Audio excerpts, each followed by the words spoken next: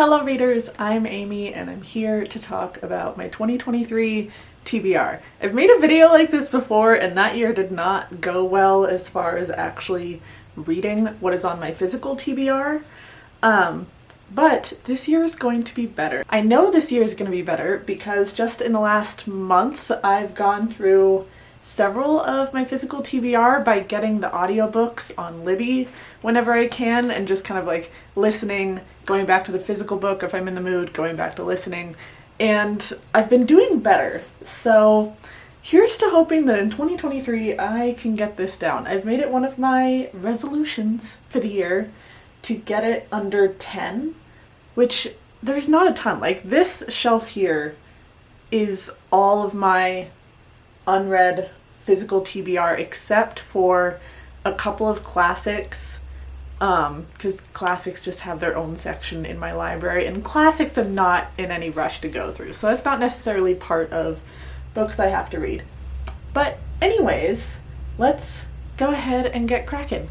I will start with the non-fiction, which is generally on this side. I have What White People Can Do Next. I read Emma Dabiri's other book, Don't Touch My Hair, and I'm a little nervous to read this because I loved the points that were made in her other book, but it was a really dry academic style, so not necessarily looking forward to that, but I am looking forward to learning from it, so if that makes sense.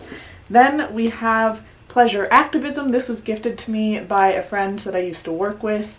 It's Pleasure Activism, The Politics of Feeling Good.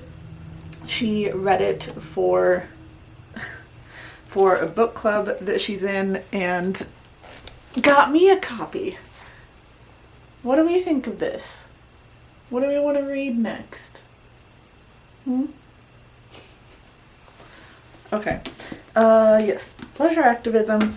Last of the Butterflies. I was on a bit of a butterfly kick and going through Barnes & Noble picking up all of the butterfly books that I could find. So I have a couple of new guides, and I have The Last of the Butterflies, A Scientist's Quest to Save a Rare and Vanishing Creature. So I'm hoping that this will read pretty interesting. I have plenty of field guides so I can see exactly the butterflies that are mentioned in this book. I have a specific, it's the North American Guide to North American Butterflies, something like that I got from Yellowstone National Park whenever I was a kid, and I take that book every time I go traveling, particularly every time I go camping, so I can identify all the butterflies. Mostly I've just identified in Montana, so it gets a little bit boring because Montana really mostly has like two kinds, the tiger, swallowtail, and western copper, something like that. If I'm not feeling particularly lazy, I will look it up and pop it on the screen. Then Girly Drinks. I haven't read this yet. I read Mallory O'Mara's other like big nonfiction, adult nonfiction, and that was The Lady from the Black Lagoon. I read that a couple of years ago with Hillary from Melted Books. I've been wanting to read Girly Drinks. It's just one of those, you know, when you want to buy something and it doesn't actually cost that much money, but you just keep putting it off, like, oh, I have other things that I need to get right now, or I have more expensive things that I need to save up for, and you just never get it. That's what this book has been. I keep meaning to pick it up and I keep meaning to get a copy and I just never do, and I finally got myself a copy from Second Sale. I will have a link to that down below. I have a little bit of a discount that I can give you if you want to use Second Sale. I do get a little bit of a kickback from that, but this is World History of Women and Alcohol. The Uses of Enchantment, The Meaning and Importance of Fairy Tales. I feel like when I hauled this book, it was one of that like first couple of videos, or was in the first year of videos that I made for this channel. So what am I on? 3 years? Maybe 4 years on BookTube? I need to get to reading this. I really wanted to pick it up. It has, I will say I'm put off by the text because you see how small this is? Like tiny text, and it's a little bit of a thicker font, which doesn't help when the text is already so small. So I'm afraid that it's going to be super academic And since getting out of college, I just haven't really been able to get into the academic stuff. So it is like that, then I'll just unhaul it. Murder, the biography. This was recommended in a video by Victoria from What Victoria Read. The title on its own, I'm like, yeah, okay, I'll read it. And it's already giving me some video ideas for the future. So this one I want to read soon. Like, I want to read it in the next month or two so I can work on my video idea. Come As You Are by Emily Nagoski. I've had this for several years. This book is several years old. I think she's actually come out with a new book. I've been wanting to read this. I love learning about sex and sexual history, like the history of the study of sex. And I've picked it up a couple of times and it's read kind of like a textbook. I'm gonna give it one last shot. And I am a Patreon on Emily from Books with Emily Fox. I'm on her Patreon, and she keeps talking about like reading this at some point, maybe having it as a book club book at some point. So I feel like by now I'm just kind of waiting for her to pick it up, and I'll pick it up at the same time. So I feel like I'm doing a buddy read, and maybe that'll like give me the get up and go that I need to actually read that book. Porn studies. This is going to happen this year. Here's what I'm going to say. If I do not read porn studies by December 31st, 2023, then I need to unhaul this book, because I have owned this since probably my second semester of my first degree for college. So let's say I bought this in 2013. Sorry, existential crisis. It's been 10 years. I need to read this book. And maybe I'll make it like in the next month. I'm going to read that book. It's going to happen. I don't like having books that are that old on my shelf. I don't mind having books that have been around for a couple of years because stuff comes up and there's more exciting books that might come along in the moment. But I need to read it or unhaul it. It's going to happen. The Female Eunuch by Germaine Greer, the landmark book in the history of the women's rights movement. I'm interested in this because it's a feminist history, but I will say that most of the feminist history books that I've read, a good chunk of them were for college. They just tend to be pretty dry and therefore uninteresting to get through. Like, they have interesting enough ideas, but some of it's behind the times for now because feminism has really grown, or it's really dry writing. So I want to pick this up. I don't know if I'm ever going to, but it was a used book, so it was cheap. There's also The Second Sex by Simone de Beauvoir, something like that. That one has always looked really interesting. The topic has sounded fascinating, but she's French and it's a translation and it's a huge book and it's an older feminism book. And because of that, I doubt that I'm going to get into the writing of it. And again, feminist history books are just really hit and miss, usually miss. Then I have some haunted house books. I'm actually starting to build up a section just for haunted house books, kind of like I have a section just for vampire books.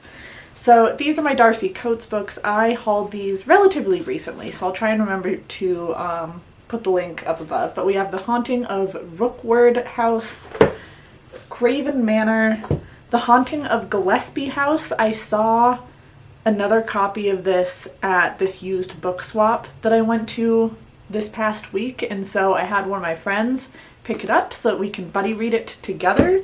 And then I have The Haunting of Blackwood House. One of my other friends also owns this book, so we're gonna buddy read this one together. I don't know what each of these individually are about, just know that they're about haunted houses. They're all by the same author, and just reading 2 books of hers, I'm kind of understanding her shtick where some mysterious family member dies and so this woman moves into a house alone. But I love it. And I've struggled with haunted houses for so long that it's really nice to finally find some that are really catching my interest. It's great to know that I'm having a better understanding of my taste when it comes to haunted houses. The Black Phone Stories, I'm assuming it's just the full book of The Black Phone, because you kind of get the stories of the different boys in the movie. I've only seen the movie, I haven't read the book, but I really liked the movie, so I'm hoping I'll like the book. I didn't realize that it was like a story collection, but that would kind of make sense. And it says originally published as 20th Century Ghosts. And I can see how they would have changed the name for the movie, with the movie being more visual and stuff. But it would kind of, I think it'd be nice if they just kept 20th Century Ghosts and then said like major motion picture, The Black Phone or something along the bottom. Like switch these fonts around. But that's maybe it's just a me thing. Then in my Hawaii vlog that hopefully you've watched, I talk about these books that I got at a used bookstore there. We have Born with Teeth, which is a memoir by Kate Mulgrew. I thought that her life story sounded fascinating. I really don't know that much about her. And it had excellent reviews on Goodreads, like thousands of reviews and still over 4 stars. So then we have A Secret History of Witches. This is a used book and it's covered in tape and the edges are all worn and soft and it's got the deckled edges. Deckled edges, unpopular opinion, I don't hate them. Like, I can kind of give or take a deckled edge. But with the way that this book has been worn, like it's even got water damage and stuff, it just makes the cover photo feel like that much more of a vibe. So I want to pick it up. It's also a generational book, and I tend to do pretty well with stories across generations, or with a novel exploring different generations. Then we have Butts, a backstory, and it's basically like the socio-political insight on butts. So I'm going to learn about that at some point. Wrong Place, Wrong Time, also a recommendation from Emily, from Books with Emily Fox, and it's a Reese's Book Club. I wish it wasn't a permanent sticker. Maybe I'll just start coloring over these. I don't know. This is a book that explores a woman, like a woman's son committed murder, and she keeps replaying the same day over and over and over again, trying to find out what led to him doing that murder. And it's the murder that makes it interesting to me. I tend to avoid books that have history repeating itself. I will not watch a movie with history repeating itself because it just feels really tedious to me. But this sounds interesting enough that I decided whenever I went to the used book swap, it was free. So it's like, okay, I'll pick it up for free. It's not a book that I think I really would have wanted to spend money on. And I've heard that it's a really fast read. And also because of that, combined with the story, decided, okay, I'll pick up a copy. Little Fires Everywhere. I don't actually know anything about this book, but I saw the cover everywhere the year that it was published or getting popular. And I've heard about the TV show, and I've heard people telling me that I will really like this book, and I found it at that used book swap for free. So, and then I have Bellman and Black, a ghost story. I initially got a copy of The 13th Tale from Victoria, from what Victoria read, and then I picked up Once Upon a River, which I haven't read yet, but it's by the same author. And then I saw Bellman and Black, which again, by the same author, and I loved 13th Tale so much that I really just want to go through all of her books. I've heard that 13th Tale is her best, but like if 13th Tale is your best, I wouldn't mind reading your worst. You know what I mean? So there's that. Then we have Homeworld and Revolution World. Homeworld I've already Homeworld I've already read. I have not read Revolution World. This series is still getting published, but it was sent to me by the author for review. So I have the review up on like Amazon for this one. But I think I'm gonna wait to make a video on this series until the whole thing is published. They're self-published, so they're coming out fairly quickly. But it looks like there's supposed to be 4 books in the series. So I have the second one. I read the first one. I have not gotten around to the second one yet because with previous events, working on my concentration, getting my life back in order. So It might be a little bit until I pick these up, but I think that's okay since the series is still continuing. And the author seems like a really nice person. Isaac Asimov, these ones, what is this? The Galactic Empire series, 3 books. I'm getting more nervous about reading these. I'm currently rereading Children of Time, which is a really big sci-fi book. I absolutely love it, just as much as the first time that I read it. But I'm also trying to finish up the Robot series, and I have been reading the last novel in that series for 2 months now. And it's interesting enough, but it's too long, and I'm just not getting through it. And being an older sci-fi author, older sci-fi can be kind of hit and miss with the writing. I prefer to have sci-fi worlds that are more fleshed out and explained throughout the story, which by the time I get to the last book in the Robot series, I'm understanding the different worlds, but I'm just like, I think I'm just getting tired of it, because I tried to like binge read the series within a certain number of months so I could do a proper sit-down review of all of them, which I will do eventually. But the point is I haven't finished that last book yet, so I'm worried that these are going to be a bit of a slog for me. So we'll see. If I'm on the fence about these when I read them, then I probably won't end up reading Foundation, which is fine because that's another like at least 6-book series, I'm sure. Stranger in a Strange Land by Robert Heinlein. I've heard this author has some problems, which is fine because I don't think he's around anymore. Authors having problems doesn't really put me off from reading a book, but I cracked this open during a camping trip once and could not understand anything on the first page because of the writing style. So I'll give it one more try, like actually try to get through the first chapter of it. I might just do like a try a chapter tag. And yeah, it's actually a good idea. I'll do a try a chapter tag at some point with some of these books that I'm on the fence about and see what I'm unhauling and see what I am reading. Homebody by Rupi Kaur. I know. Okay. I don't do poetry. I can appreciate poetry for what it is. I can appreciate how well written a lot of poetry is and how important it is, but I just can't get through most of it. The metaphors are a little heavy for my brain to get through, so I tend to go for Instagram poetry because it makes me feel like I'm reading poetry and I can understand it. It's so much more simplified, so I really like Rupi Kaur. I'm sure she's come out with another book or two since writing Homebody. I haven't really paid attention to much poetry lately, but this has been on my shelf for like 2 years now, and it's tiny and it's a poetry book, and I know I'm gonna read it in like an hour, so I should really just pick it up already. Then we have The Gate to Women's Country.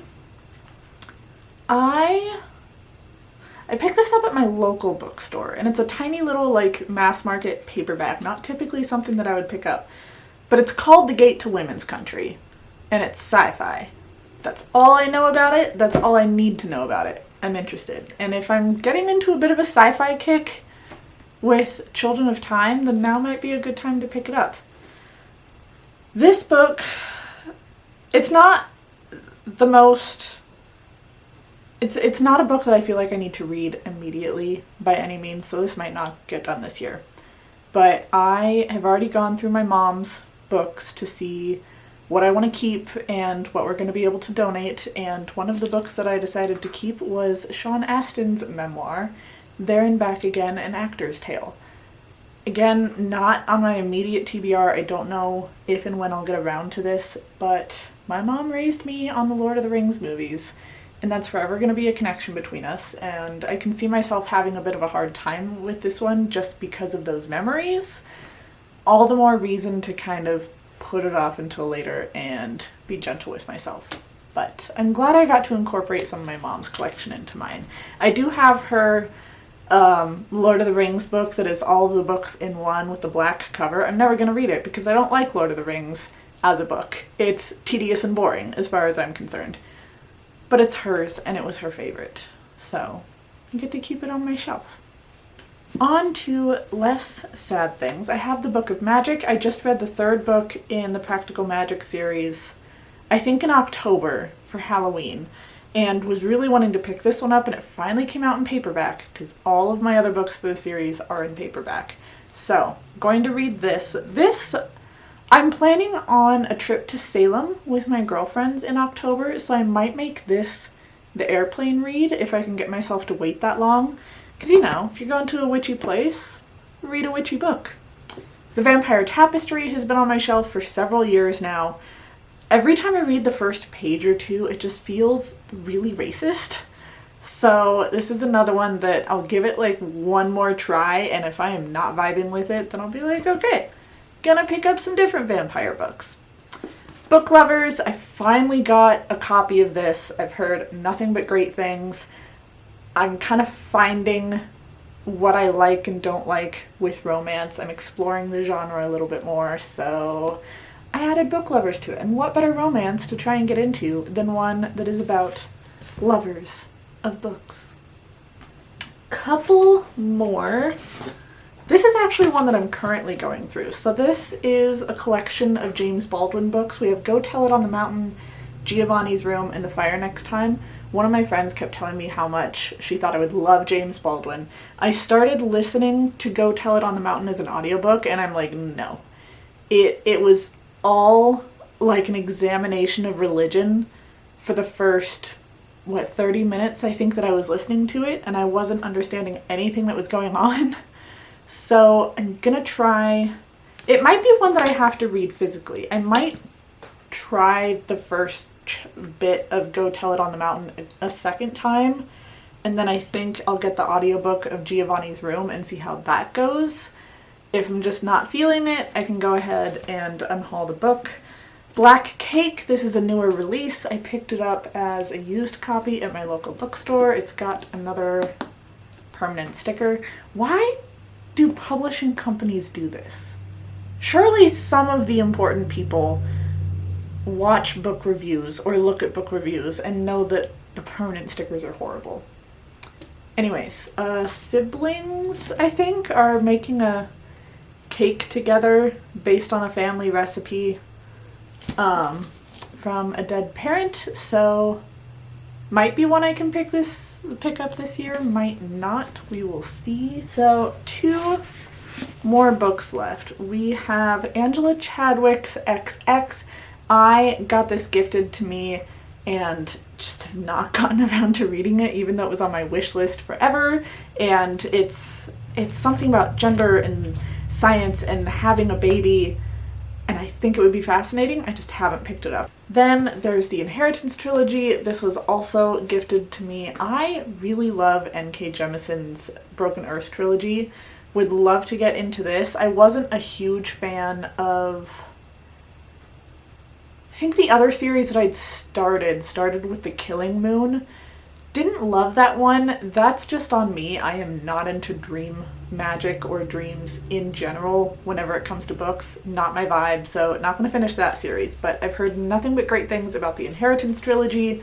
This one's just kind of putting me off because it's all 3 books in one, so like you really see how much you're reading, but this could be a good winter read if I can maybe start at like November of this year. Because if I'm going to do a big book like this, winter just seems like the perfect time to curl up with that, you know? So that's it. I do not have the energy to pick up all of these books to show off for the sake of a thumbnail, but I can pick up some of them right here. So please like, subscribe, be my friend on social media, and I will see all of you in my next video. Bye, friends.